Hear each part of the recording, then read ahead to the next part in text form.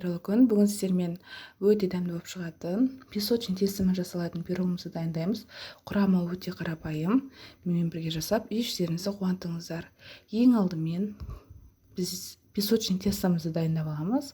Құрғақ ыдысымызға 250 грамм ұнымызды, 100 грамм қантымызды саламыз. Үстіне 9 грамм қопсытқыш, қопсытқышымызды салып алып,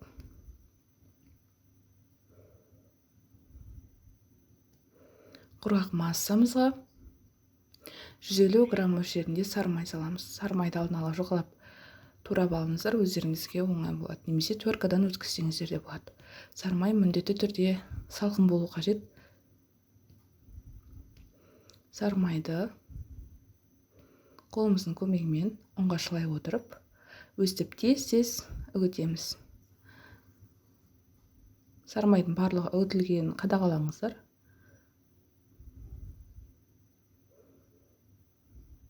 Бізде осындай аппақ масса шығады. Осы массамызды бір жұмыртқаның көмегімен біріктіреміз. Бір жұмыртқадан артық қоспаңыздар. Осындай тесті шықты. Осы тестімізді салапанға салып, холодильникке жарты сағатқа қойып қойыңыздар. Жарты сағатқа қою маңызды. Жарты сағат өткеннен кейін тестімізді алып 2 бөлікке бөлеміз. Жартысын астына және де жартысын жиегіне жағып аламыз.